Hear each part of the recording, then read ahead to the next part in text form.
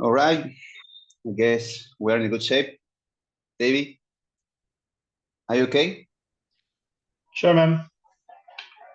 Awesome. Let's get started. Well, welcome everyone.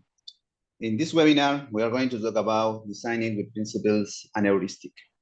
I am Nestor Walpa from Copius. I'm a team lead here, and as well as a backend developer for Climate. Here with me is David. David, can you introduce yourself?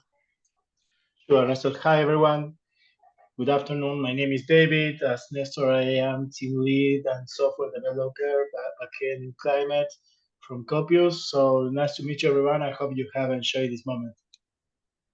Yes, great. I'm so excited here. Well, first of all, the idea of this talk is to talk about two type of principles, and at the end of this webinar, you are going to gain some toolbox to design and build robust systems. So let's get started and go through to the agenda for today. First of all, we are talking about the differences between heuristics and principle.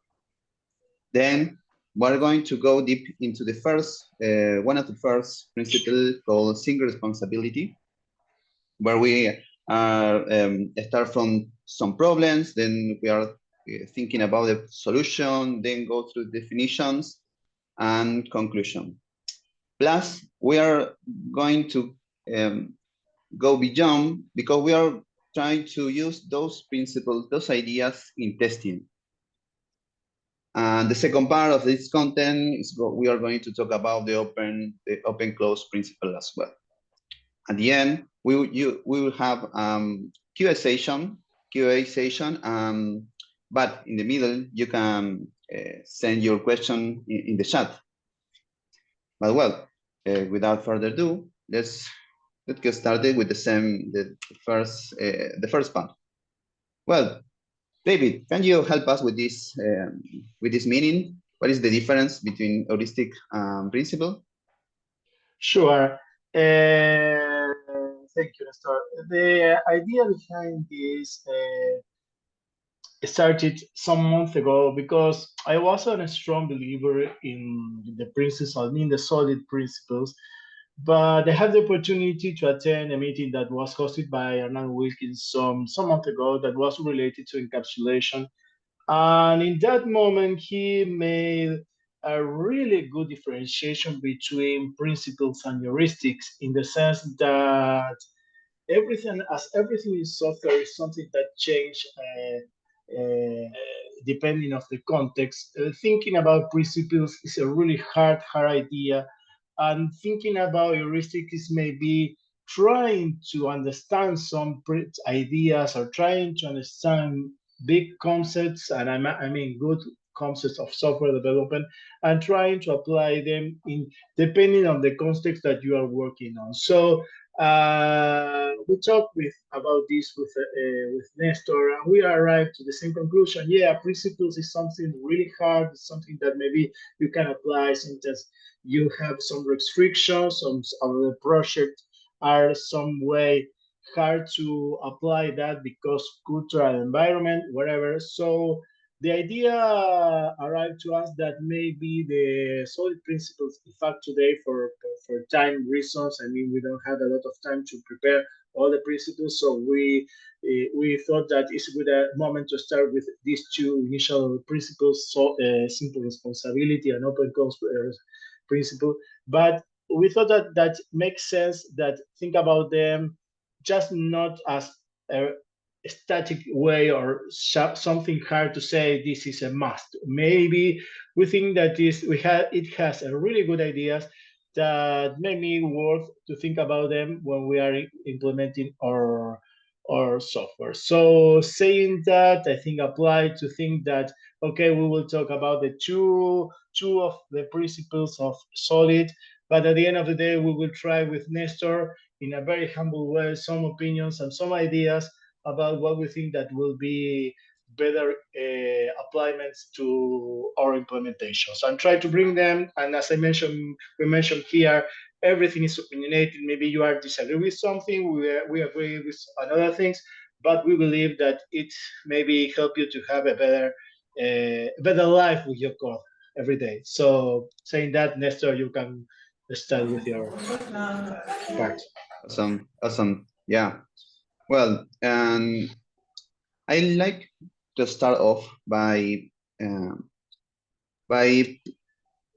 let me move by putting a problem, a well-known problem called the God class.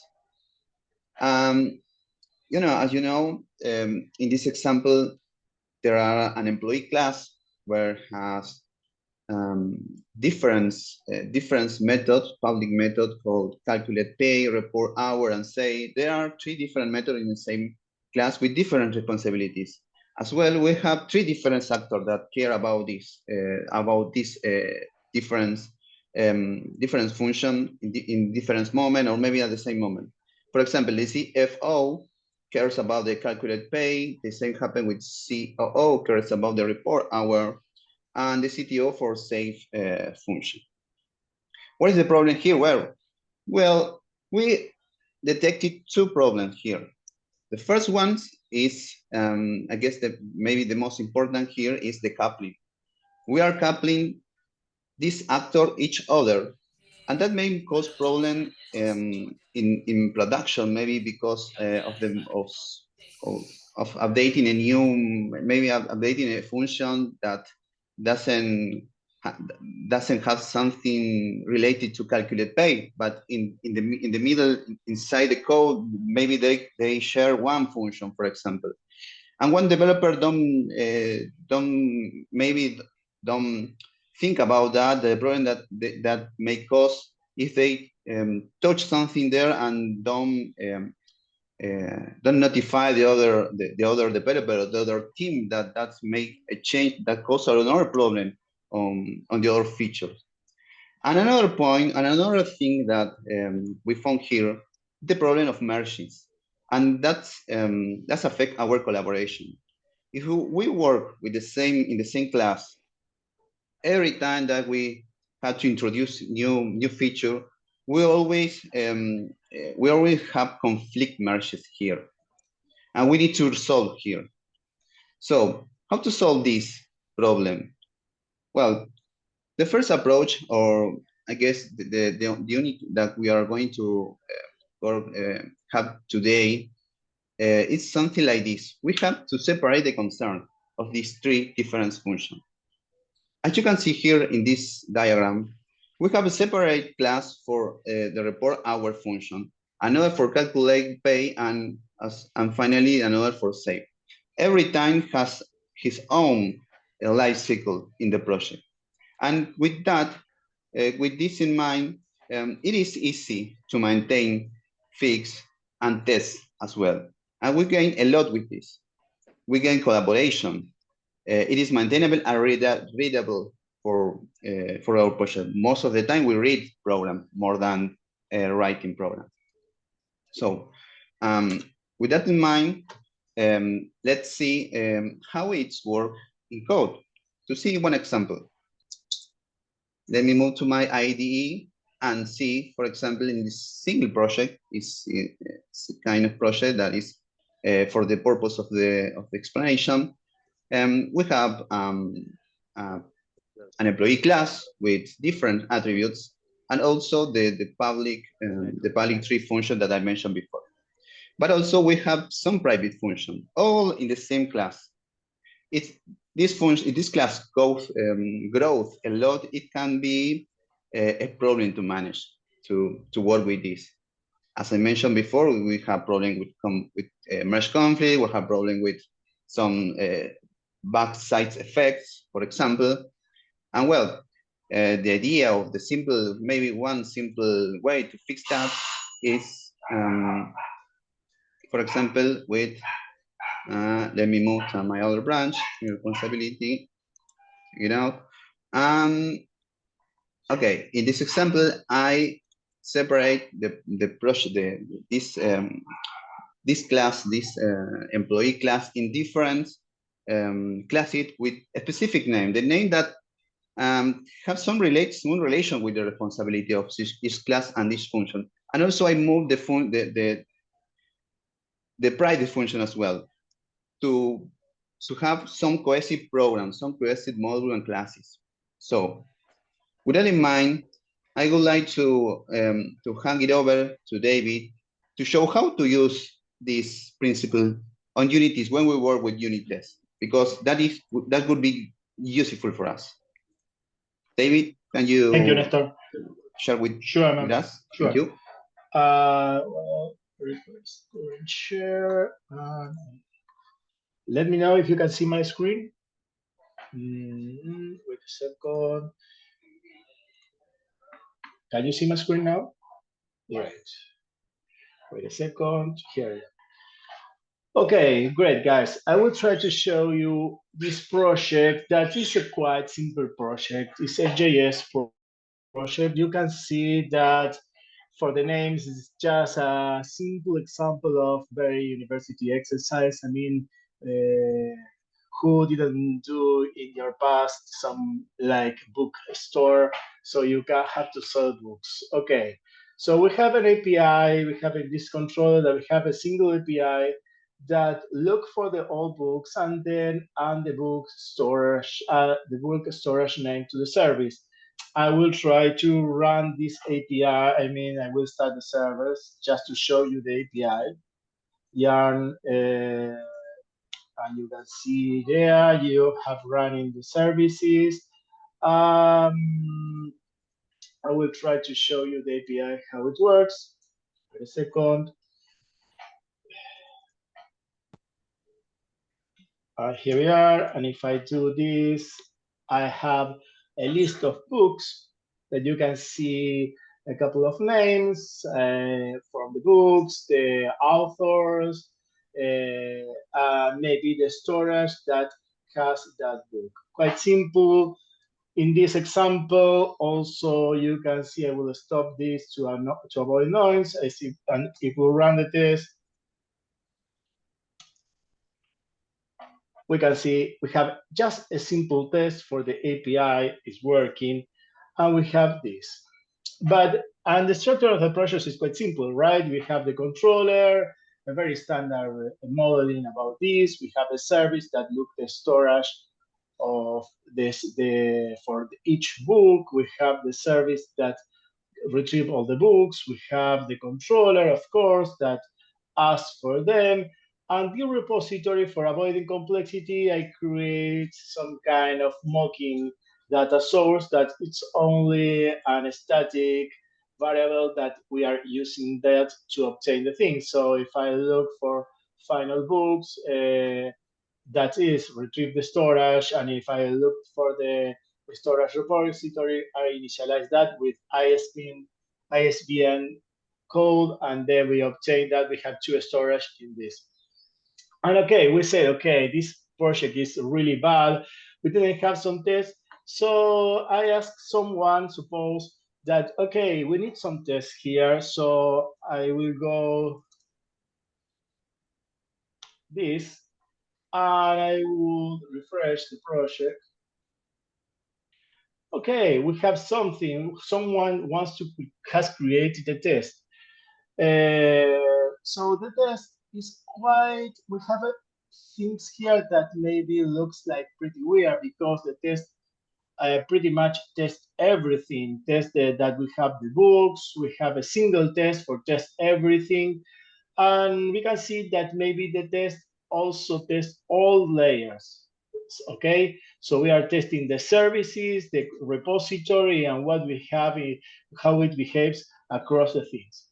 Maybe this test, again, when I'm trying to show here some ideas about single responsibility, it's about thinking about maybe the concepts, thinking about those concepts applying to test. So I will try to show you here, I will try to go to how should be, maybe, in my opinion, a better implementation. So here we are. And here we have, okay, now we can see that I decouple the test, the initial test now is quite simple and only have the amount of things that are retrieving for test. We keep the test about the API, but in this case, we're starting to see, for example, a new change that, for example, now, instead of using the data that I am obtaining just as it was in the original test, that only consuming all the data for the supposedly the data from production, I am using mock data. So I am separating the concerns between testing using our data for test against the data for production. One idea that appears here is, okay, use data for test and not use production for test. That is maybe a main and important concept, not using production for test. Another thing that we can see here is I decouple the things that, okay, controller is in charge of knowing, okay, if I find all books and I know all the mocked data, I create a factory for that. You can see that I have mocked everything here in the sense of obtaining the things, and I created some functions that will help me to make the test work and make more readable the test. Another nice concept that I learned from Hernan in that talk, that our tests are maybe our first client of our application. So we need to care about how the tests are managed and how the code of the test is implemented, in the sense of we should keep a good environment for our tests, because they will help us when the problem arises and we need to have the things in order. So we have the controller, we have the repository now is caring about the data that is coming from the repository, and we are checking everything here that is, and if something changed in the repository on the database, we will fix this test, but we won't touch the controller test or even the service test, right? Because we decouple the layers. So in that thing, single responsibility, we are thinking about that if we can split the responsibility of the layers, we also should respect in the test the responsibility that we are testing in each test. So it will keep the things in order, in a sense that we are not, if something arrives, some layer doesn't create a complete mess in the test, that a lot of test breaking. We should isolate the responsibility, so each test only will break if something arises. On the other hand, another thing that mentioned, that Nestor mentioned, it's important to know that if the situation about, if we are working, for example, in a Git flow situation, or we are working in the same feature even, the situation about touching the same files creates problem about merging, and we don't know what we are doing. So again, if we decouple the things and we make the things clear, if someone is working maybe to creating a new API and touching the controller, and maybe we are enhancing something in the service, for sure we are touching different things, and we are avoiding at least some problems related to merging. So I think pretty much I am done on this. I will show that we can run the test again. And we can see that now we have the controllers with a good name, we have the all for the repository, and we have the services. And of course, the API is still working. So that's it, Nestor. We can continue with the presentation. Yeah, sure. Awesome. Let me show my screen again. Okay. Can you see my screen? Sure. All right. Well, let's see what is the definition of single responsibility to wrap up all these things. The definition said a class should only have one responsibility. Furthermore, it should have only one reason to change. But so far we have seen different examples, and we went beyond, because we all when we think about changes, we have to think about different things, different layers in our program, such as David said, we have to deal with the persistent layer, the business logic, the controller, the UI interface. And for example, in the example that we saw before, we use the term actor here. We have to think about the actor who use our program. That is another point to think to take into mind in order to decide how to split our classes, our functions, everything. And let's see what is the takeaway here. For designing, well, we have to take into account that we should extract function classes and module with single reason. The reason can be different kind of reasons. Because we wanted to create readable programs, more maintainable and tested. And as a result, the amount of merges could be reduced as well. So it's improved the collaboration between us as a software engineer. And for the side of testing, David can give us some point here. Yeah, sure. The thing is, as we can read here, keep the focus on the subject under test responsibility. Keep it in terms of we are testing or the delay that we are testing. As we mentioned before, the idea is if we keep the things separated, we have some idea that what we have to test. Well, we have seen that, for example, we separate the status of the API is different from what is retrieving or maybe which is inside of the test that should be retrieved. These kind of things help us in some way. Again, everything is opinionated and maybe you need to do something different, but it helps to separate the things.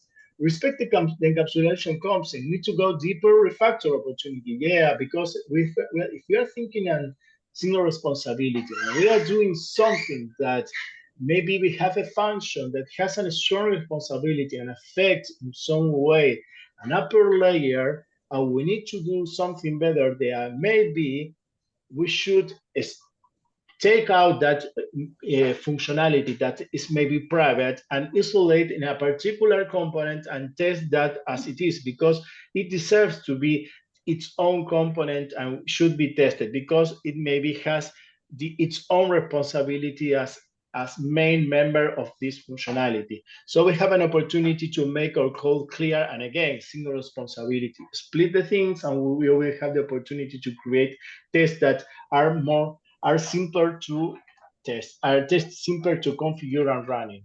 About coupling between test responsibility, I'm talking about that a test should be live on its own. It shouldn't share things between tests, the data, everything. I mean, if we have a test that has some dependency of the data that the previous test has created or modified, we have a huge smell here because we have we have a strong possibility that having flaky tests. Flaky tests are tests that, for example, failing and in some moment is failing and in another moment are running again.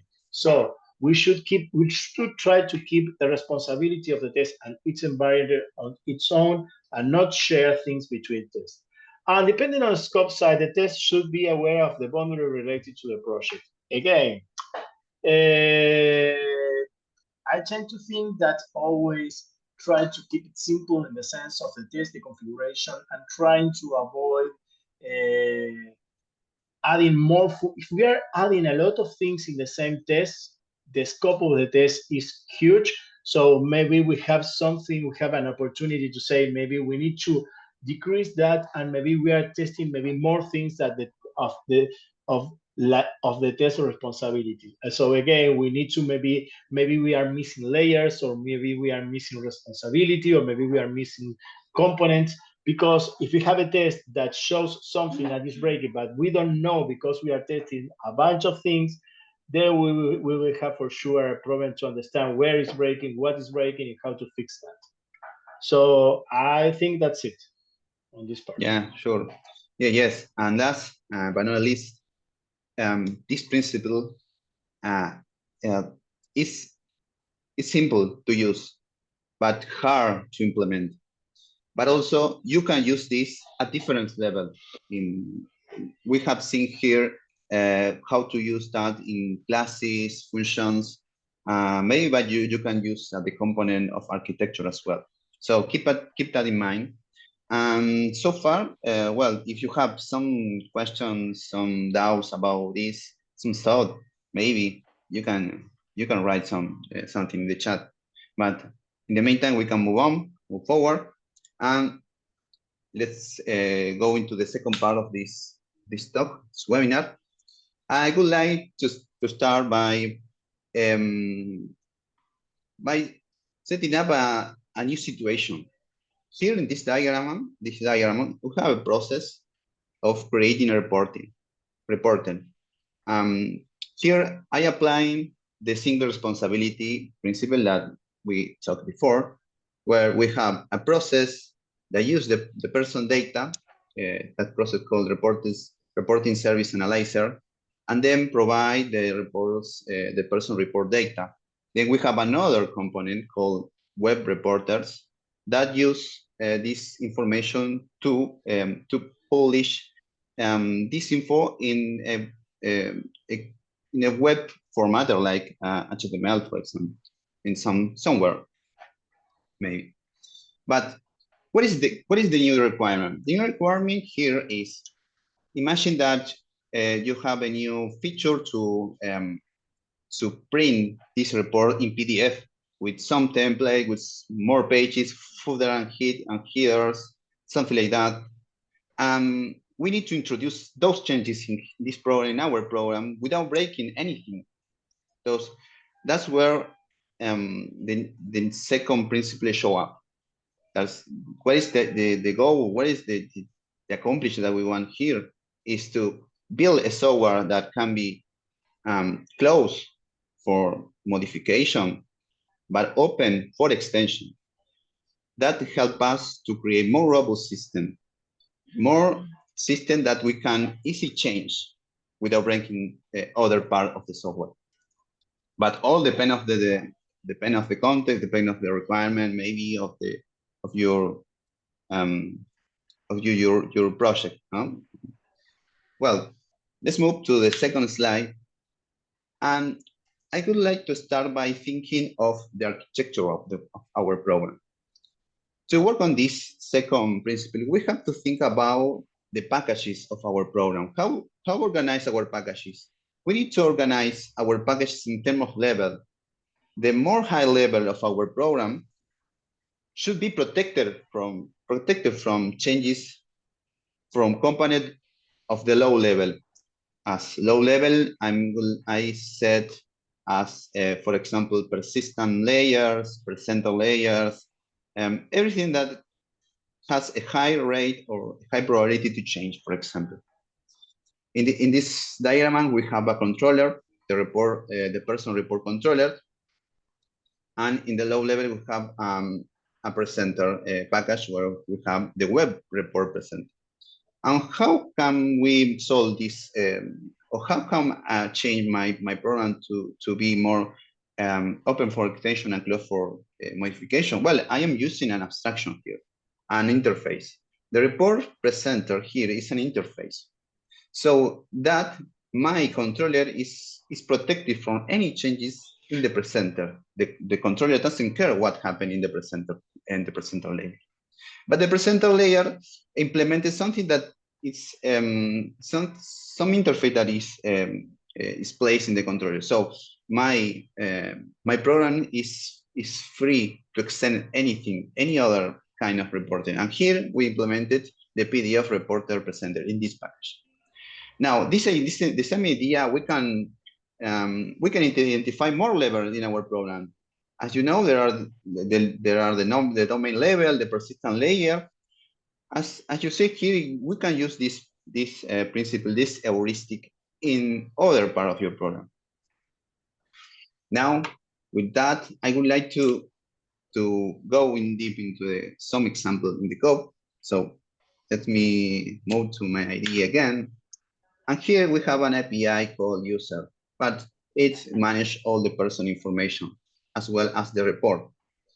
So here in this controller, we have, for example, the first version of my program where we, sorry, here is the controller, where we are coupling my controller with the web report representer. But in this solution works. This solution works, it's fine at the end of the point of line of my project. But something is related, I wanted to introduce a new way of presenting this reporter. So let me move to another way of solution, how to implement this principle.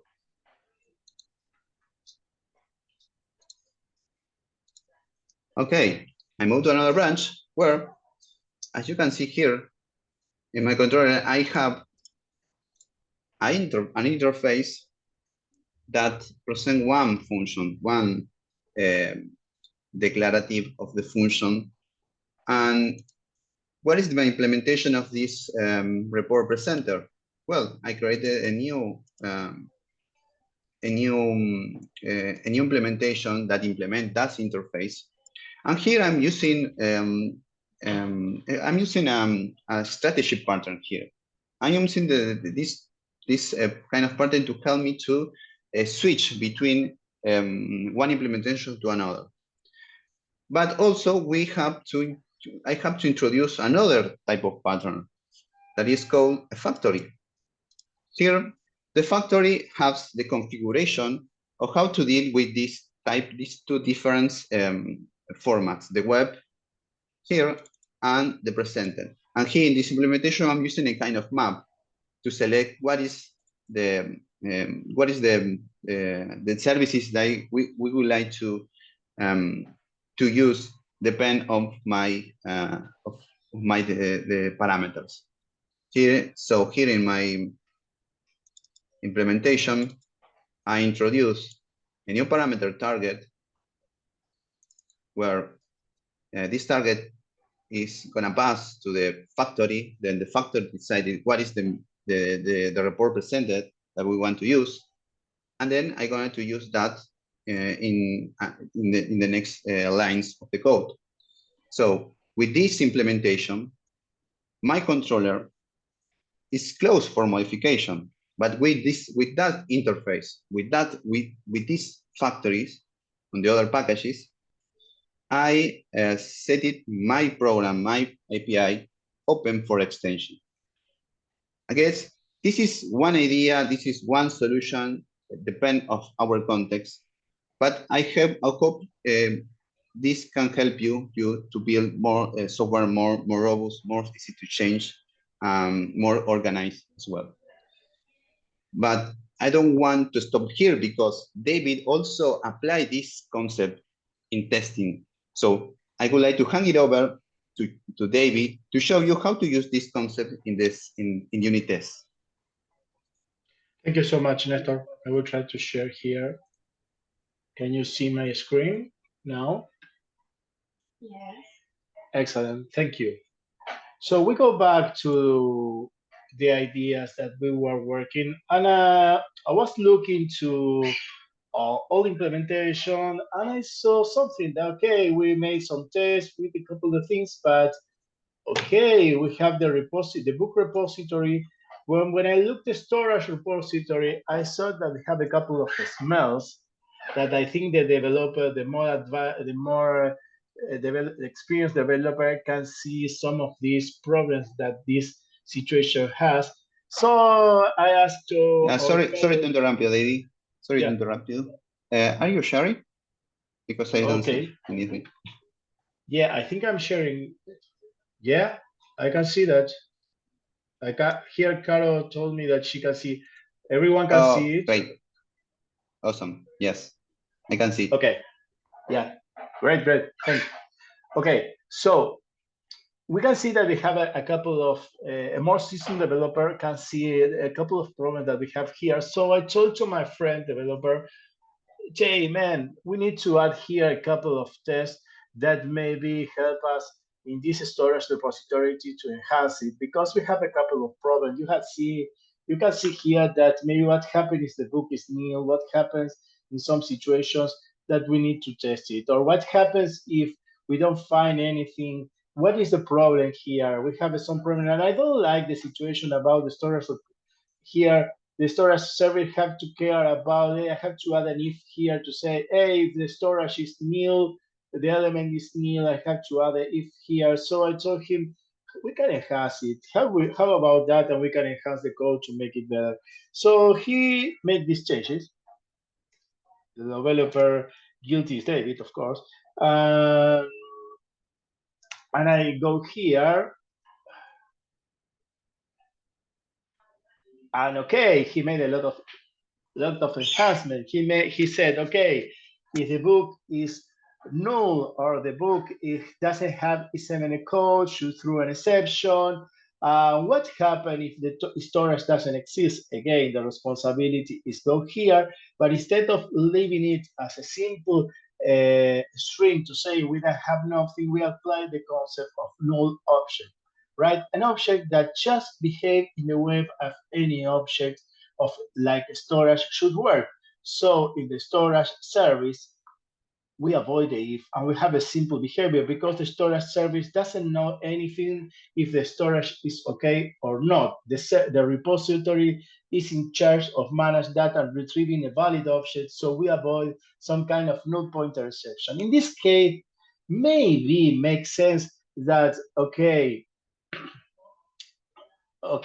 we have the possibility that the book is the only responsibility here is for looking for the storage.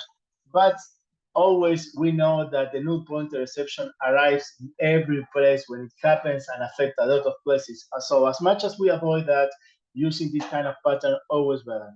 But again, and my fellow David also created a test for that. And he said, okay, I can do this. And that's it. Again, we are trying to apply the concept of open principle. That is, open for extensions, closed for the modifications. But we can see here that this test is really messy because the name is ugly. We are doing maybe the happiest scenario here, but then as we do here we modify the storage data here, but then we modify it again to test it in the case that the book is not in the storage, and then initialize again the storage, and then we apply some kind of, testing the exception here. But again, if something happened here, or developer or fellow developer in the 3 a.m. trying to fix an alarm, something that happens, we'll try to read this and understand what the heck, man, where is breaking, why is breaking, where, if something has breaking and the test is here, but where is the problem? So we are working in some way, this is full open for doing modifications, doing a lot of things. So how we can fix that? And the name, of course, is ugly because when we run the test, we will see, for example, all the tests are passing, and we have the storage repository, find storage, find book, that's it. So the name doesn't tell us anything about what is breaking. So the names are really important here, because if, for example, I add something like this, maybe we will know what is going on here. Okay, but again, where is find storage? So the name of the test doesn't tell us anything about what is breaking.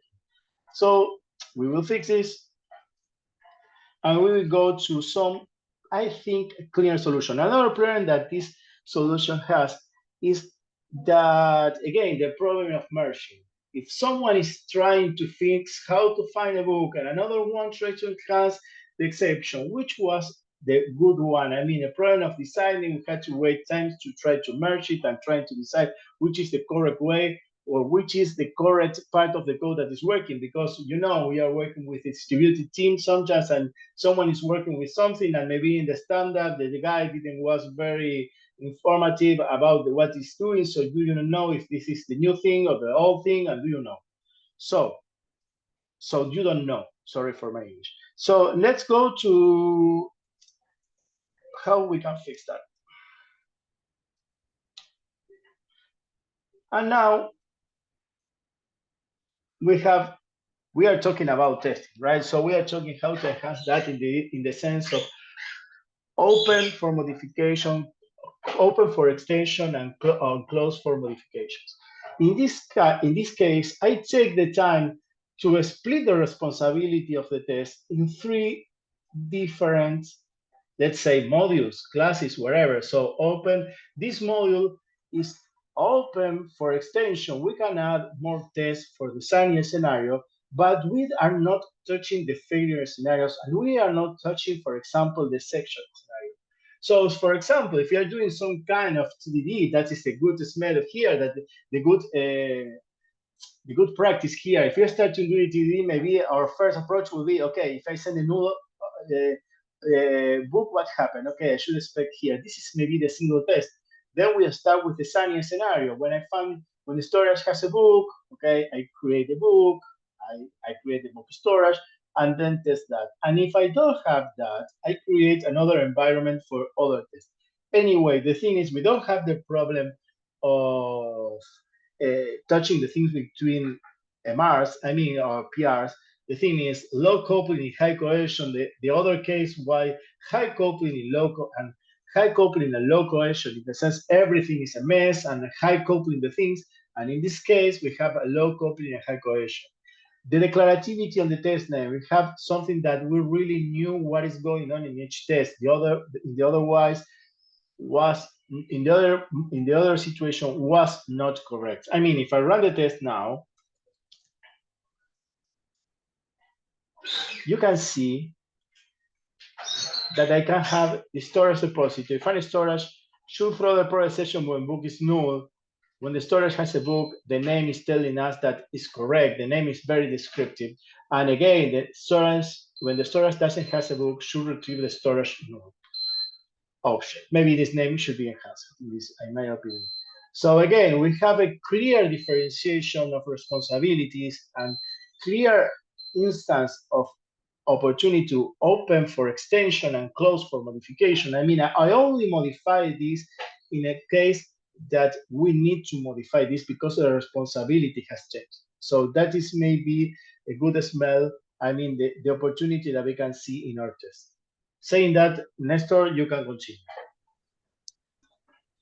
Thank you, David. Thank you. Let me share again. Let's come back to the presentation. Great. Okay, let's sum up all of this idea with the definition of the open-close principle. The definition said the module should be open for extension, but closed for modification. By module, we can talk about classes, for example, in an oriented program, but it can be applied also for functional programming. And the bottom line here, I have some points to call out here. Well, the high-level module should be protected from changes from the low-level modules. That is the idea. That is what we have to accomplish with this principle. Make use of interface and packages to organize the architecture of our programs. That's an important piece of our design. And as a recommendation, as you said before in my program, I recommend start simple by working with without any abstraction first. We can implement everything as is, as it works, and then refactor and find the correct abstraction. That could be the best way to tackle this type of problem, because this principle is about changes. And that's all for design. I can give over to David for the testing's point of view. David? Yeah, thank you, man. Yeah, thank you, Nestor. A test only should change unless the behavior changes. As we have seen, the idea is that the test should be really tied to only one behavior. So again, not open for modifications. Trying to say, I mean, if the feature has changed, the test should change, but not in the other ones. If we have a test, plenty of a lot of responsibilities, another principle. I mean, in this sense, single responsibilities may be kind of really tight in the idea of open close, because again, if the test has a single responsibility, that's like knowing what it's doing, that feature, also the test should be closed for modifications, because the test only knows about that responsibility. And notice that we split the hierarchy of tests to reuse only the things that will necessary. That is another point.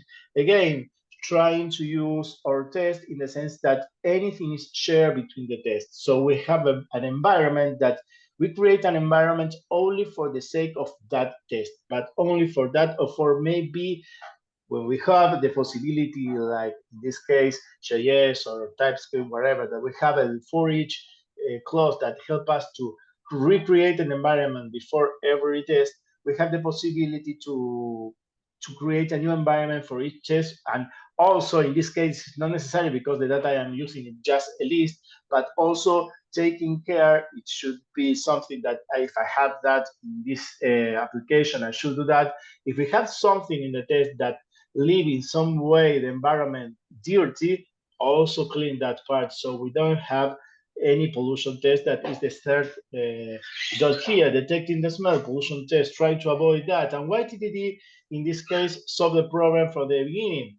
Yes, because I mean, in this case, I think if we think about, because TDD is a kind what everyone knows, right? Making the test, making pass, and then refactor. But in this case, maybe we're okay, as Nestor said, start simple without abstraction, start understanding what you're doing, start doing the things. Sorry, but don't forget that the refactor also applies sometimes for the test. It's not only for your application. The refactor means also for the test.